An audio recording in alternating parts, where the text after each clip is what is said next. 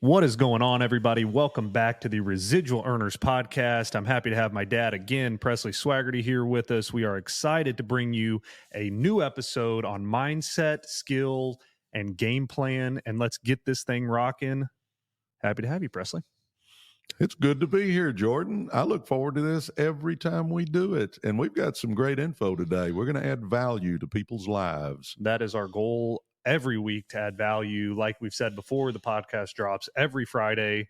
We are on the schedule. We are in the studio. We are bringing you nuggets and tidbits of how to grow your business, what you can do, how to do it with one of the best to do it, Presley. As you said, I'm just excited to be here. I'm excited to get this thing going. Again, the traction's been great, seeing the numbers, seeing people watching, subscribing. It's been really cool to get this off the ground and moving.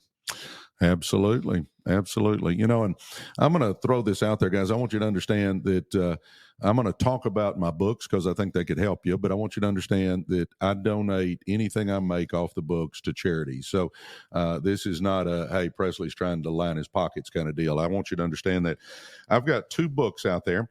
One is a network marketing book. It's called Millionaire by Halftime, How to Win with Network Marketing. That is everything I know just about network marketing. So I recommend that one. And then I've got a personal growth book because I think personal growth is what's got me where I am in life. So it's called Be, Do, and Have More. Both of those can be found on my website, PresleySwaggerty.com. And I'll say it again, anything that I make off books is donated to charity, guys. I'm not here trying to make money off book sales. That's a great way for anyone listening to get out there to learn, self-improvement, also the network marketing business. And then obviously it's going to a great cause. So, there's a lot of upside to getting these books and just learning. Absolutely. And, before we start, I had a good time yesterday. Your son, my grandson, had a hockey game. Definitely. Yeah. We've been on a little bit of a tear the second half of the season. He's playing really well. Got another couple goals. I think we won 6-4 yesterday against a tough team. And it's fun watching him get out there and compete and learn the game and do stuff the right way. And he's pretty darn good. It was fun watching. And by the way, guys, he's 6 playing on an 8 and under, in an 8 and under league. In other words, he's a couple of years younger than just about everybody out there. And he's doing quite well, had 2 of our 6 goals. So definitely, I'm a proud granddad. It's fun watching him just get out there and grow as a little human being. Yeah, and I think you played a little golf, didn't you, since we did this last? Played golf, played some hockey myself, had a couple games this weekend. So, always out there doing something. But what have you been up to?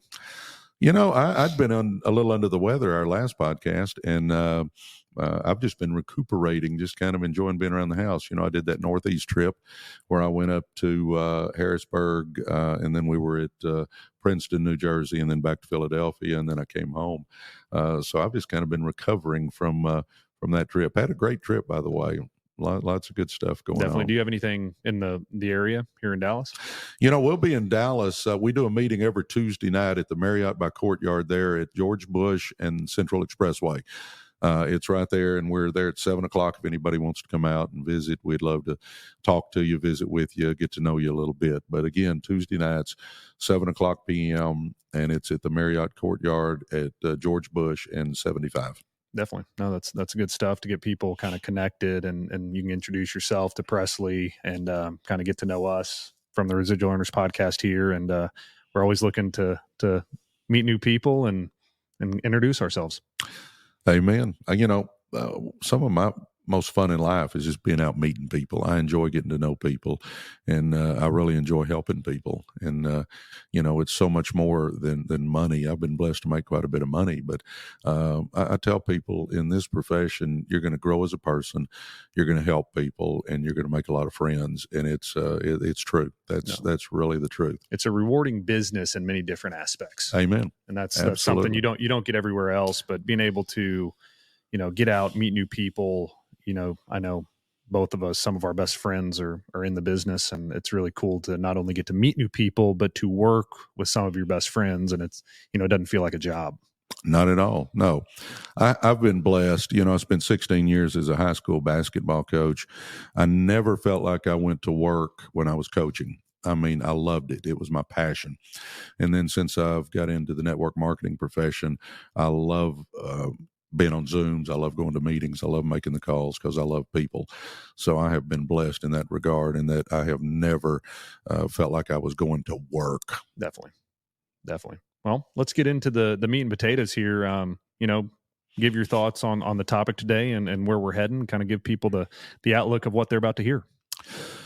Well, I think the most important thing as far as success goes in the networking profession, and that is mindset. But I think that applies to any business you get in. I think your mindset is what gets you there. And for me, I had to really change my mindset. I grew up in the ghettos, literally, guys, and then I coached for 16 years on the high school level, never made much money. I had to have a change of mindset to start believing that I could do better than that. When all your friends and family are broke, it just tends to stick in your mind that maybe that's the way you're supposed to be.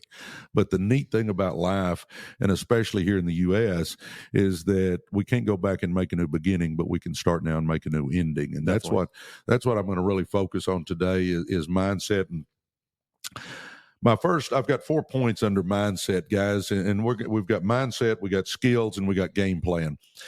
I think we'll have time for mindset and skills. We may have to do the game plan on another episode, but we'll see how far we get. Mindset, number one I've got is the buck stops here. In other words, this is about you. It's important to understand that we got to quit making excuses. We've got to make a decision that we're responsible for my life. I mean, I think it's key that responsibility is everything. I think in today's society, we try to pass the buck to other people, to other things. Well, I was born on the wrong side of the tracks. I was born poor. I don't have a dad. Well, all those apply to me. I was born on the wrong side of the tracks. I was poor. I didn't have a dad in my life. I mean, but we can either use those as excuses or we can use them to get better. I always say you can either get bitter or you can get better. And I used them to get better. I knew that I was better than all that situation that I grew up in. And I think for all of us that if we'll start getting our mind right, it will make such a difference in our lives. Real quick, before I get into it, as far as networking goes, give me a little bit about mindset and sports, because, obviously you played at Arizona State and then you played for the Cardinals. Talk a little bit about mindset. Mindset, the brain is one of the most powerful things, it's in our bodies, but with a positive mindset, I think of momentum in sports when you feel like you can't miss, whether you're, for me, in pro ball, I was a pitcher, but growing up I hit and everything. And you hear people say, well, the ball must look like a beach ball right now. Well, you have the mindset that you're going to be successful. You're confident in what you're doing and you get further. You do better just because of your mindset. And then when days go and you're not feeling it and your mindset's a little down, it doesn't look like a beach ball. It looks like, a golf ball. It gets much harder. Whenever we set our minds and say, hey, I can do this, I'm confident in what I'm doing, I know what I'm doing, it really does change the end line and how far you can get, because a negative mindset doesn't get you very far at all. No, Zig Ziglar used to say that a positive mindset won't get you everything in life, but it'll get you everything better in life than a negative mindset. And I think that's key. All right, let's make a decision, guys, that it's our responsibility. Doesn't matter where we're from, doesn't matter which side of the tracks, or poor or rich or anything else. Let's make a decision that the buck stops with us. That's got to be the overriding factor, is that we got to quit making excuses. You can make money or you can make excuses, but you can't make both. And it's time we quit making excuses. So I'm going to challenge everybody right now to just say, I made my last excuse yesterday. Yep. And just make that a thought in your mind that I'm through making excuses. Now, understand, there's going to be good days and bad days. Don't think there's not.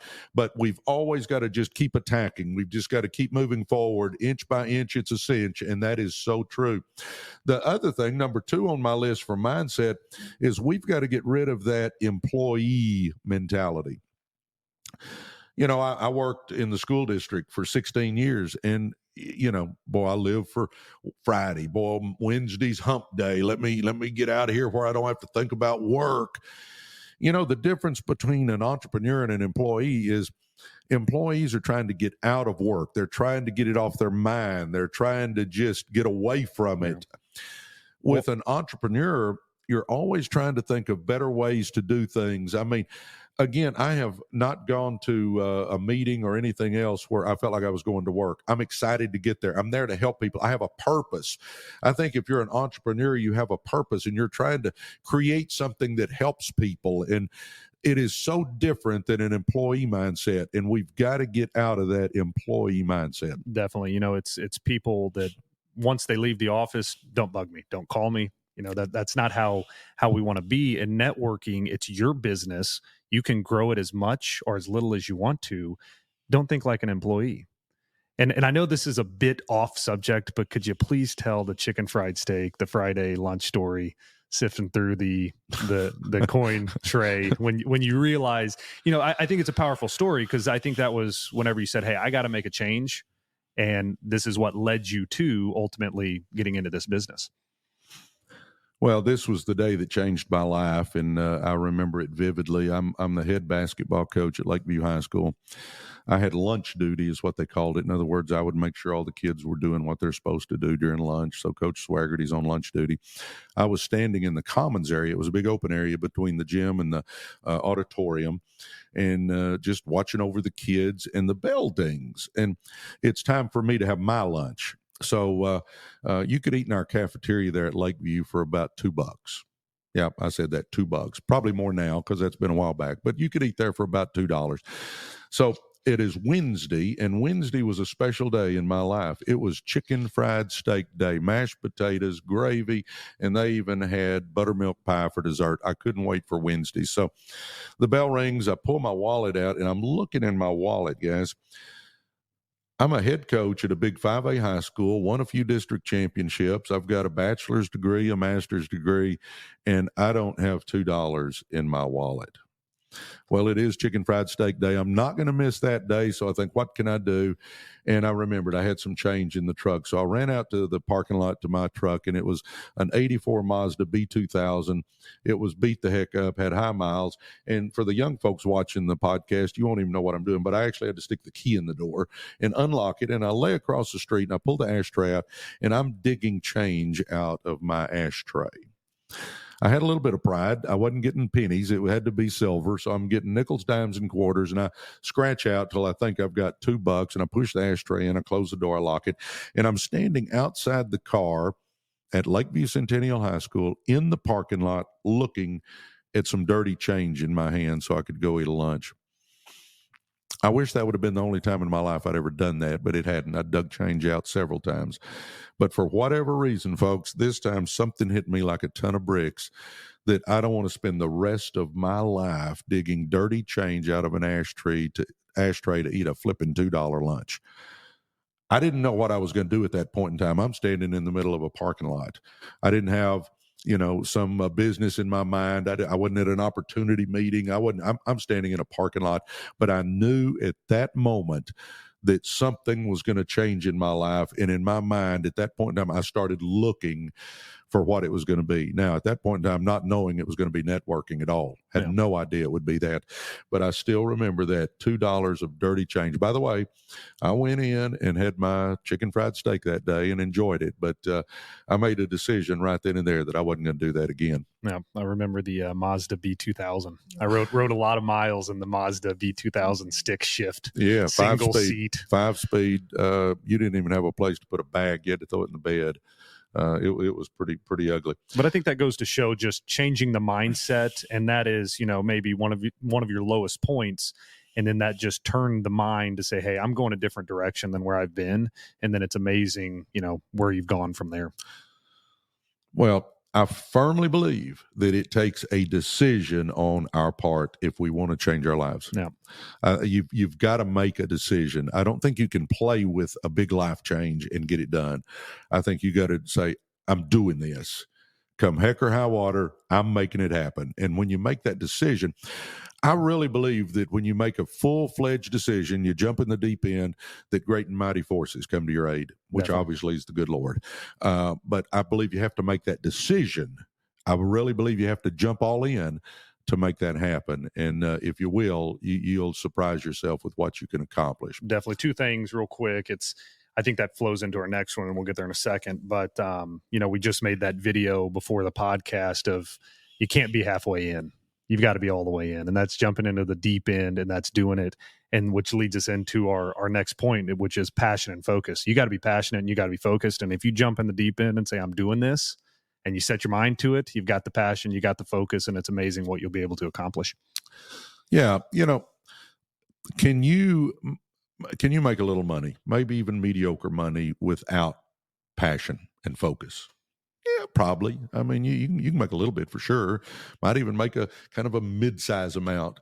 But if you're wanting to be one of the top money earners with your company, it's going to take you focusing. It's going to take you having passion about what you're doing, almost to the point of obsession. I don't think anybody's done anything amazing in this world that we talk about in history that they weren't focused on what they were doing. They weren't passionate about what they're doing. I think that is such a key for us guys, that the mindset has got to be that this is a big deal. If it's not a big deal to you, you're not going to put in the work. You're not going to stay focused. You're not going to do any of that stuff. So I think it is key for us that if we want to do something big in life, we got to get passionate about it. And I think that is just my gosh, it's a building block to success. Definitely. I watch a guy on YouTube, Andy Elliott, who is, he came up through the ranks of being a salesman in the car business, and now he's created a big business of motivating people and getting people where they want to go. But whenever it comes to, something I watched the other day that I really liked that he talked about is he's 18, he's got no money, he's getting into the car business, and he grew this to where he's making $500,000 a year the second year. And he said, it's what Kobe Bryant did. It's waking up early. It's perfecting the craft and putting in all the extra work while people are sleeping, doing whatever it is. You said obsession. Kobe Bryant was obsessed with his craft. I've watched something with him saying, I'm up at 3 a.m. for a workout at 4. And then I come home, I eat, I'm back in the gym at 9 o'clock, and then at 12 o'clock and 4 o'clock. You may get 1 or 2 workouts in. I got 4. Well, over years of period, think about how much more ground I made up. And, Andy's real big on, if I'm going to do it, I'm going to be the best at it. I'm going to learn it, and I am going to perfect what I'm doing. And you got to have the passion and focus to do that. And then obviously point number 4 for us is hard work. It takes hard work to get there. There's no way around it. Nothing that we're doing is a get rich quick kind of business. It takes hard work. Amen. And before I get into networking hard work, tell me a little bit about hard work getting to be a Division I athlete and then on to the pros. It was kind of what I just said with Kobe Bryant. You're up early, especially in college. You're up, and in high school as well. You're up early. You're getting workouts in before class, which class started at 8. You're taking you're getting to your classes. 8 to 12 was always the block we had allotted for class. Run and grab lunch on the walk to the field, stop somewhere, get some lunch, go to the field. You're on the field by 2 o'clock. From 2 to 6, 2 to 7, you're on the field, practicing. And then you had study hall at night. After practice for an hour to 2 hours, you had study hall, and then it's sleep and repeat. It's hard work. Nothing about it was easy.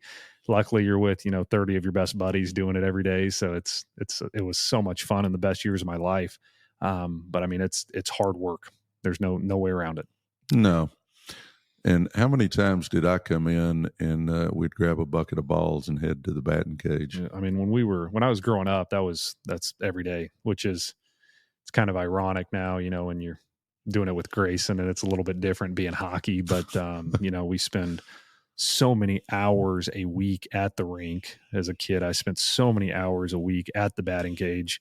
And Presley has some scars to show it for me hitting him in the head on a ricochet once, but it's hard work every single day. Absolutely.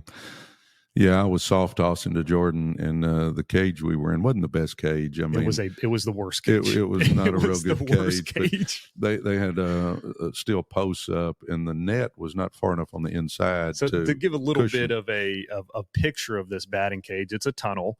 But at the local high schools, when they didn't want people in, they basically built a chain link box around it with post, obviously. But the net sits 4 inches off of these steel posts.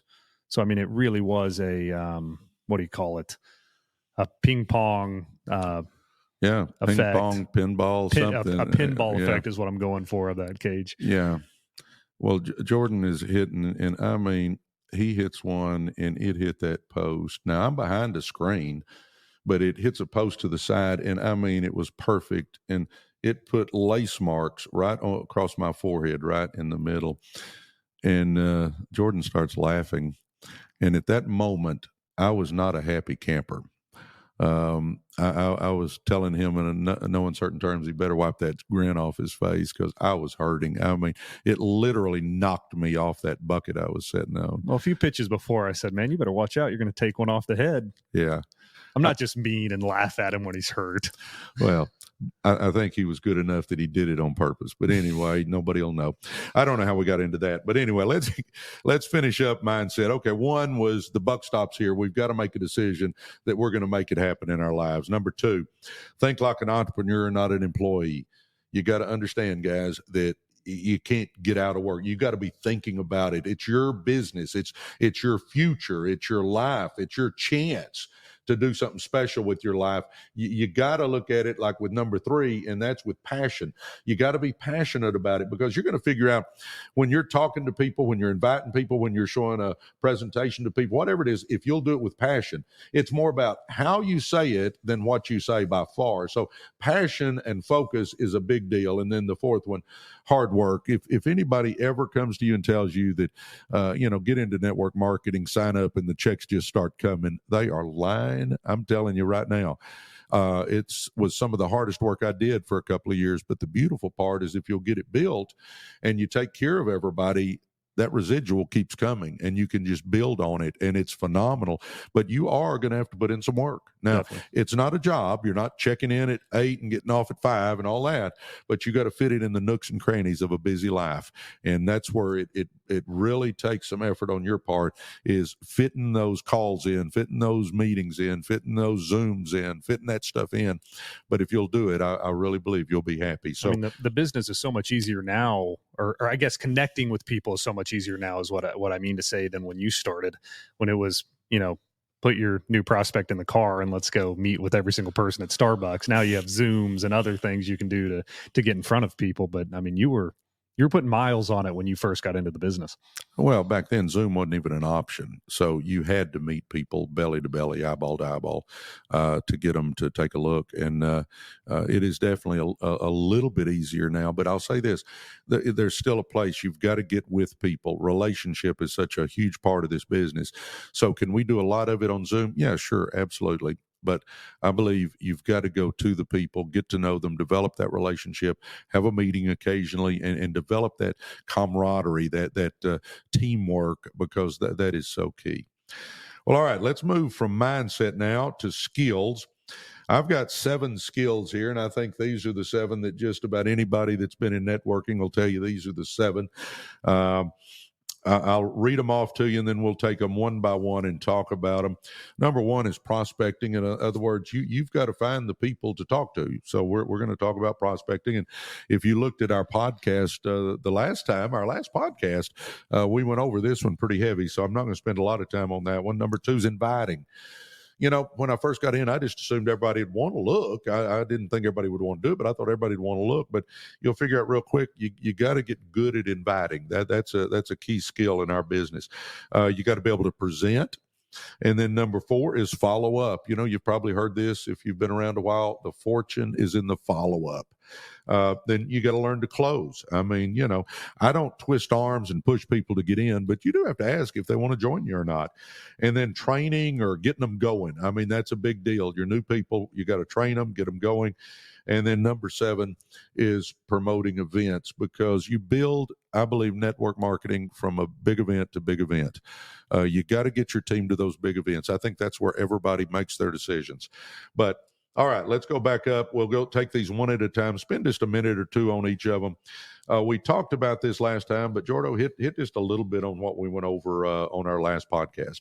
I kind of think we went A to Z, and obviously you can check out, I think it's episode 3. that you can check out and go through it. But I mean, we went from how to start to how to finish. I mean, there's nothing in there that we left out on how to prospect, where to find new, new prospects, whether it's social media, wherever it was, social clubs, social events, new hobbies. I mean, we really went step by step on how to prospect. I'll just throw this out there in case you didn't see the last one. Here's what I'm going to tell you. You want to put everyone you've ever known on a list. And I'm going to tell you, I don't have mine out here with us in the studio, but if you look at my desk in the house, I've got a yellow legal pad with names and stuff on it, guys, where I still have my list. I don't think you can say I got my list in my head or I got my list in my phone, because so many times you'll call up and I'll say, hey, Jordan, hey, I got something I want to run by you, brother. I think I found a way we can make some good money. And he's going to say, well, listen, I'm tied up now. Call me in a week and a half. I'll be back from vacation. Well, you got to have something you can write, call back in 10 days or something. I mean, I think a list is key, but right there, if I could say one thing, a fortune right there, because we all have a bunch of contacts in our phone. Yeah. And if you will go through that and don't prejudge, don't try to make the decision for the people. Just write their name down. Let them look at it. Let them make the decision, because even if they don't want to do it, guys, get this, they might can refer somebody to you. So prospecting is huge. You need a huge list. Then number 2, it's inviting. The line that I have used forever when I'm just throwing one line out there, I'll say, hey, Jordan, do you look at other ways to make money? Oh, you do? Hey, I've got something I want to run by you. I mean, my line is just, do you look at other ways to make money? I do that with salespeople. I do that with waiters and waitresses. If I'm going into a restaurant and the waiter or waitress has a good personality, I'll talk to them, try to get to know them a little bit while they're waiting the table. And then I'll usually say something like, you have done a great job. My company's looking to expand. Do you look at other ways to make money? And most of the time they'll say, sure. Yeah. And when they do that, guys, I go, I got something I'd like to run by you. Here's my card. And then I'll say, what's your number? And I will put their number in my phone, because, guys, get this. I see a lot of people that'll hand out a bunch of cards, but they won't ever get a phone number. Yeah. Even when people are interested, they get home, they throw your card on the counter, their spouse comes in and moves it, and now it's under a book and you don't see it anymore. Even people that are interested a lot of times need that phone call. But it's just give them a compliment and then say, hey, do you look at other ways to make money? Yep, and you're always just pushing for them to take a look. You're not trying to sell them on anything. Just take a look. And like you said, which is a point down the road, but it's all, you got to follow up. That's it. It's for me, it's sorting. I'm not trying to convince you of anything. I'm not trying to convince the waiter, the waitress, my best friend, anybody of anything. I'm just going, hey, here's what I got. Do you want to join me or not? And that's kind of how I look at it. And that takes the pressure off of us. Yeah. If I'm trying to convince you of something, then it's kind of a win or a lose deal. I either accomplished my mission or I didn't. If I'm just sorting, then I want you to join. But if you don't, no big deal. Hey, great. You got anybody you can refer to me? So I think inviting is key. Now, I'll give you one more, and this is like if you're on the phone. You've made your list. These are people that know you right now. And you call up and you just simply go, hey, Jordan, how's the fam? Everybody good? Well, listen, great. Hey, this is really a business call, brother. I just got a quick question for you. Do you look at other ways to make money? You do? Hey, I got something I want to run by you. Guys, I started off, I'll take 30 seconds, and don't go more than 30 seconds of, hey, how you doing? How's the family? How's the dog? But then you want to turn it to business real quick. Hey, this is really a business call, Jordan. I think we need to say that line. This is a business call. Got a quick question for you. Do you look at other ways to make money? And I think that is huge. Definitely. The other thing that I will say is talk to everybody, guys. I'll give this one example here, and then we'll move to number 3 because time's passing quickly. But Jordan's sister, my daughter, was buying a car. I went with her, obviously, to be the good dad and negotiate. She ended up buying the car, and the sales guy at the end had been a real nice guy. And I just looked at him and I said, hey, Mark, do you look at other ways to make money? I really do use that line, guys. And he said, yeah. Yeah, I do. And I said, have you had lunch? He said, no. And I said, there's a Jason's Deli right down the street. Let's run down there. I'll buy you a sandwich. So I bought the guy a sandwich, showed him a presentation, showed him an overview of our company, and he gets in. And I mean, this is the craziest thing. But Mark Dean has ended up being one full-fledged stud. Yep. He has built an organization that is massive, that is about 100,000 business partners, and that leg has made me a whole lot of money. And guys, get this. Here's what's kind of scary. I look back that day and I was tired. We'd negotiated the deal. You know how kind of draining that is, negotiating over a car. I almost didn't say something. Well, guys, use that as a lesson. When you're walking by somebody or you have a chance to talk to somebody, always think, am I walking past a fortune? Yep. Because that could have been the case for me. And thank the Lord I said something. And my gosh, thank the Lord for Mark Dean, you know. But just letting you know that you got to open your mouth and say something to people. You got to invite. You got to say, hey, I got something for you. And I'll say this. It's hard to say the wrong thing to the right person, and it's hard to say the right thing to the wrong person. I mean, it's either they're looking or they're not.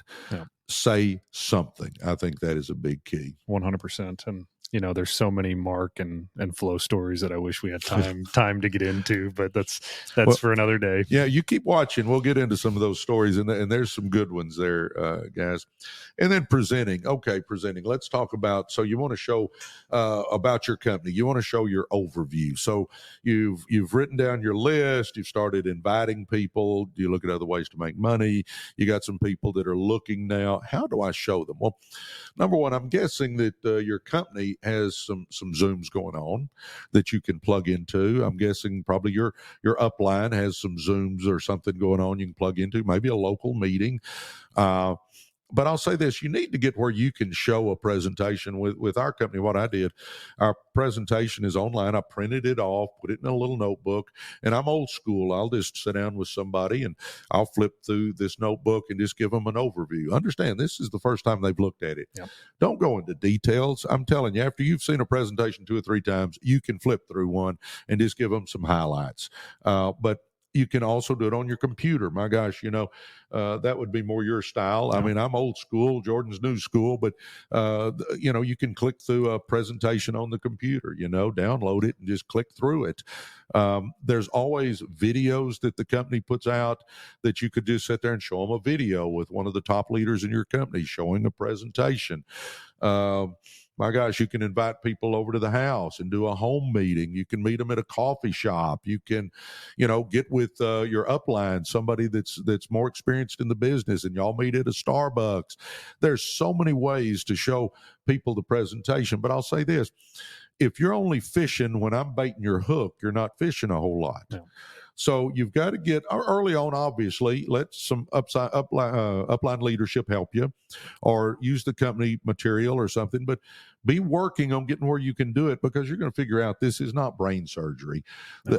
Networking is pretty much common sense. Just learn a few numbers, a few things to say. You got to get where you can do your own. In other words, you got to be able to bait your own hook where you can fish when you don't have a leader around with you. But early on, depend on those leaders. Let them help you. But, I always tell folks, I think my buddy Randy Hedge came up with this one, but he says, sure, you tie your 2-year-old shoes. Absolutely. But if you're still tying those shoes when that kid's 14, you're not doing them any favors. Yeah. So you've eventually got to get out of the nest. You've eventually got to be able to do it on your own. Sure, your upline's going to be there to help you. And when you sign up somebody, be there to help them. But your whole goal is to get them where they can do it without you. Yeah. But again, there's one-on-one meetings, 2-on-1 meetings, coffee shop meetings, home meetings. There's local meetings. There's big events you can get people to. There's Zooms. There's a multitude of ways to get the presentation in front of people. Yeah, I think the beautiful part of this business is your upline is there to help you.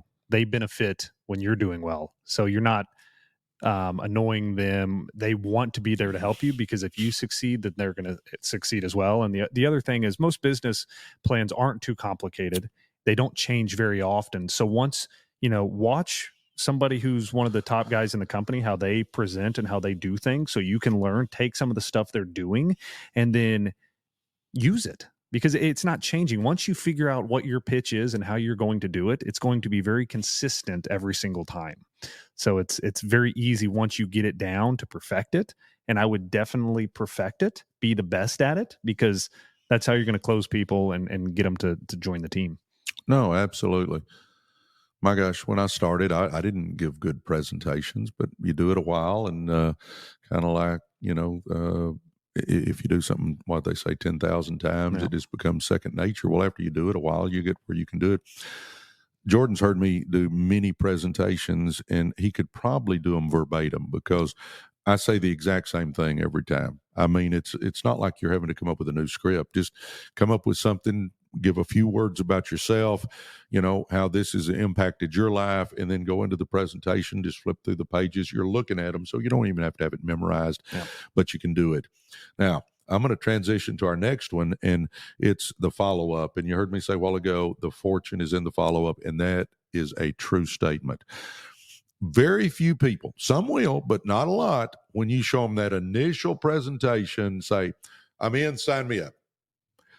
You may get 10, 20% that do that, but that means there's 80, 90% that don't do that. Yeah. So understand, we're going to show the presentation, and we hope they sign up right then, but you've got to be willing to follow up, because here's what you're going to get a lot of times. I'll show a presentation and somebody will sit back and they'll go, that looks pretty good, but I need to talk to my spouse. Guys, this is worth you watching this whole podcast. Get this. If somebody says, hey, that looks pretty good, I need to talk to my spouse, I'll always go, great. That's a wonderful idea. You talk to your spouse. I'll call you tomorrow and you let me know what you've decided. Did you hear that? Somebody may say, listen, that looks pretty good, but, I really need to pray about it. I pray over all business decisions. Great, Jordan. That is what you should do. We should pray over everything. Listen, you pray about it. I'll call you tomorrow and you let me know what you've decided. Yeah. I need to do a little due diligence. Great, Jordan. You do some due diligence. I'll call you tomorrow and you let me know what you've decided. I don't care what they say, guys. I need to go dig a hole and throw some water in it and see if it grows. It makes me no difference. I'll say the same thing. That's great. You dig a hole. I'll call you tomorrow and you let me know what you've decided. Whatever they say, it's I'll call you tomorrow. You let me know what you've decided. I want them to just say yes or no. Yeses are what we're after. No. No's are even okay. That just gets them off the list. I'll see if they'll be my customer and I'll move on. Maybes are the one that kill you. No. Because if you don't watch out, 3 weeks later, that person's still telling you maybe. So, guys, no matter what they say, if they want to think about it, pray about it, talk about it, whatever, great. You do that. Good idea. I'll call you tomorrow and you let me know what you've decided. Now, if I call them the next day and they say, well, I'm still thinking about it. Here's my line. Listen, and this is the truth. I try to work with 3 people at a time. I just need to know if you're going to be one of them. Are you in or you out? I mean, I push people a little bit to tell me yes or no. I don't push them to say yes. If they don't do it, I don't want them. But you got to get a decision out of people, or you'll have 25 people just kind of in limbo out there, and you don't know if you got them or don't have them or whatever. So, again, show them that presentation, and then, the follow-up is going to be key, and that's going to be by just saying, hey, that's great. You do that. I'll call you tomorrow. You let me know what you've decided. You call them that next day. If they still hadn't made a decision, listen, Jordan, I work with 3 people at a time. I just simply need to know if you're one of them. Yeah. It's all about the follow-up and, like you were saying earlier, make a list, write it down, whether you need to get, we don't think like employees. We think like entrepreneurs. What we're doing is getting a CRM set up where we can put everything in there and it's telling us, hey, this is who you said you're going to call today. It lines out your day. You never forget anything because everything's always in the system. And whatever your system is, you just got to have a system. So, we're doing one thing. That doesn't mean you have to do it. You can write it down, whatever you need, but have a system, stick to your system and follow up. Amen. Well, all right. We need to move quicker because, my gosh, we were wondering if we had enough material, and we're taking up plenty of time here. All right, closing. I'm not going to spend a whole lot of time on closing, but I'm going to say this. It's very important. And here's something that I've seen so many times. I'll, from a distance, be watching, and somebody will be showing a presentation. They'll show the presentation, and then at the end, they'll just go, well, listen, thanks for coming, Jordan. I appreciate you taking a look. And I'm sitting there in a distance going, are you going to ask them if they're going to join your team or not? I mean, guys, here's a big key to our business. You got to ask for the sale. I mean, you got to ask for it. Now, if they don't want to do it, great, no problem. But you've got to ask for it. And I think some people, they just hate confrontation so much that they just think I'll pass out if they tell me no. But you've got to show the presentation, and then if you want to ease into it, you can say, well, what did you like about that, Jordan? Ask them what they liked. Don't ask them what they think.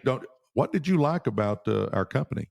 And get them to say something about that, and then go, well, listen, brother, I know you're wanting to make some money because your kids are going to college. Let's get you going. Yeah. And understand this, guys. If I say, let's get you going, or what name do you want on the checks, or if I put some kind of little close in there, if they don't want to do it, they're going to tell me. So don't worry about that. Just, hey, I know that your kids need braces, and you said you was looking at this as a way to get those braces for your kids. Man, let's get you rocking. I'll help you. I mean, say something to see what they're going to do, and then just always assume they're joining you. Yeah. And if they don't want to, that's fine. And again, that's when they could say, well, listen, I really need to talk to my spouse. Great. You talk to your spouse. I'll call you tomorrow and you let me know what you've decided. And you go, all that is just a lot of repetition when you're talking to, yeah, I say the same thing. Yeah. You don't have to learn 100 different scripts, guys.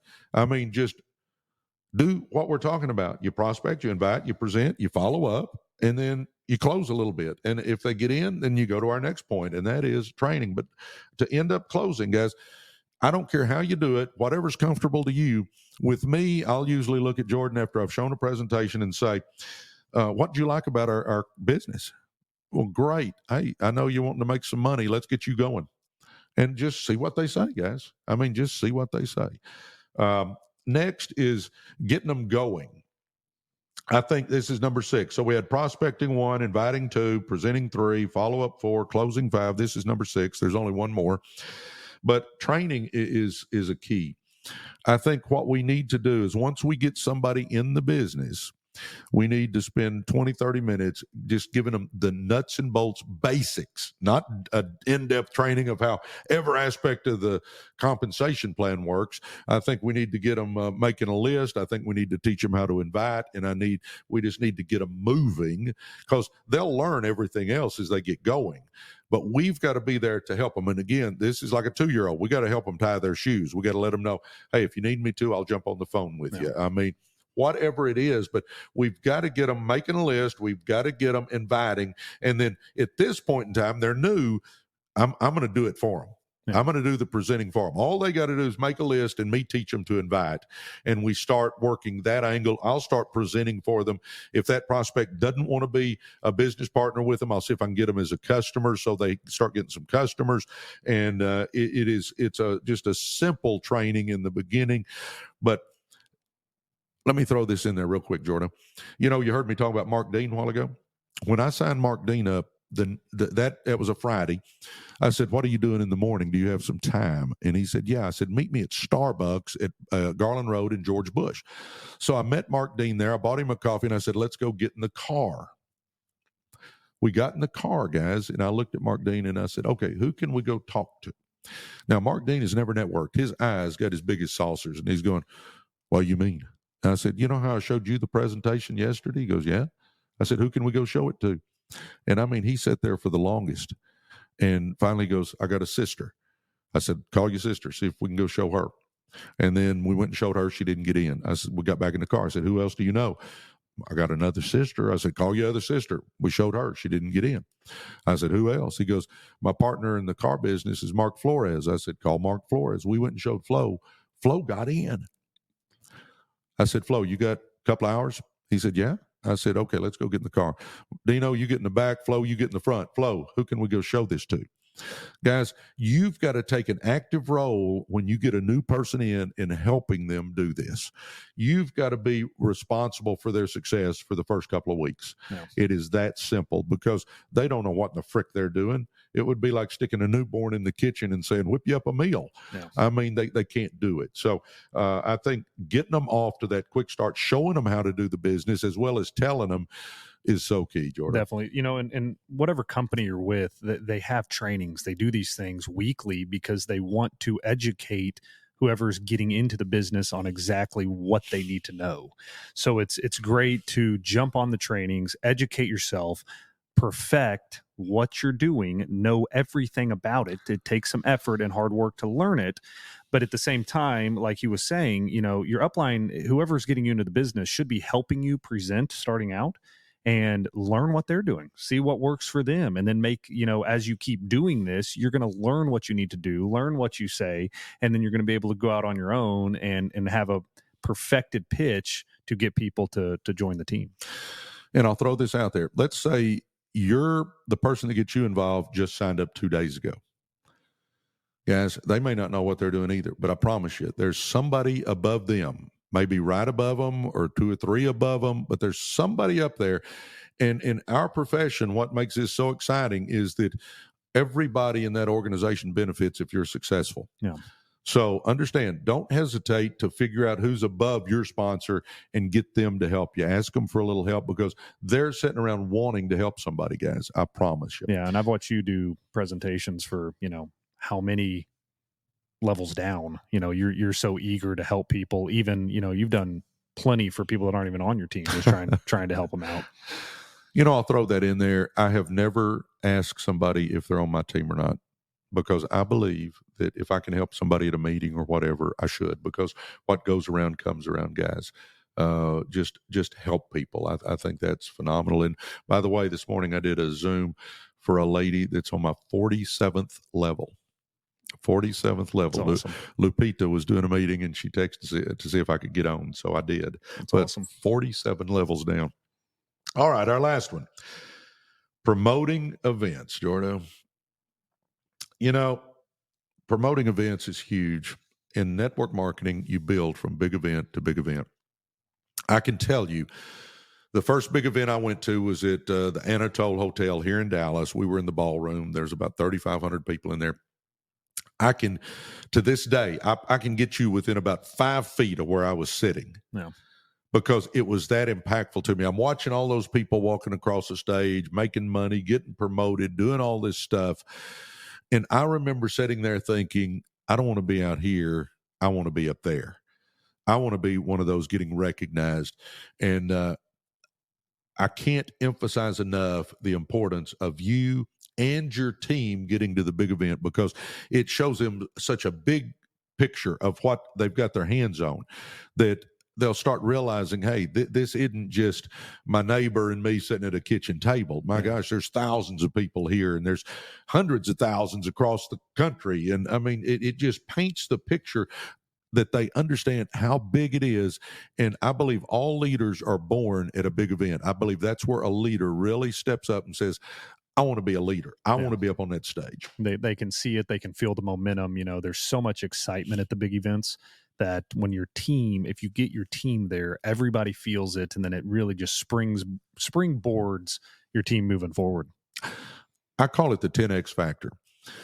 If you have 10 people at the meeting, at the big event, then I believe in the next 2 or 3 months, that 10 will turn into 100. Yeah. If you got 100, I believe it'll turn into 1,000. I believe there's a 10X factor on average, that when you get people to the meetings, their belief goes up. And guys, this business is all about belief. Yeah. If your belief is high, you're rocking. If your belief is low, you're not. And the big events, guys, they'll shoot our belief through the roof. I say you walk into big events, but you float out. Yeah. And I think that is such a key. Let's recap one last time. We had mindset. The buck stops here. Number 2 was think like I'm an entrepreneur, not an employee. Number 3, passion and focus. That is key, guys. Number 4, hard work. And then we got the skills. Number 1 was prospecting. Number 2 was inviting. Number 3 is presenting. Number 4 is follow-up. Number 5 is closing. Number 6 is training. Number 7 is promoting events. Now, we've also got one more section called game planning.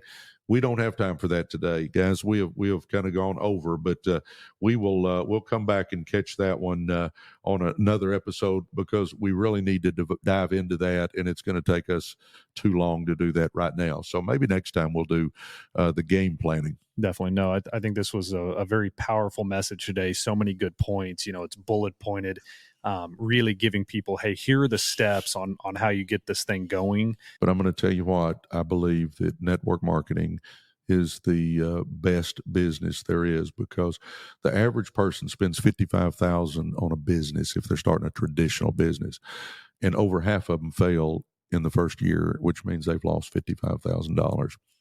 Ordinarily in network marketing, you're talking max a few $100s. I don't think there's anything better out there for a smaller investment to give average, ordinary people a chance to change their lives. But you got to dive in. I think my biggest points today were when I said it takes passion and focus.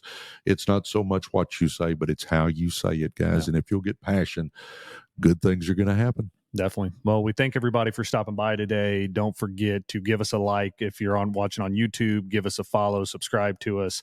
We're, like we've talked about multiple times, every Friday these are going to be dropping.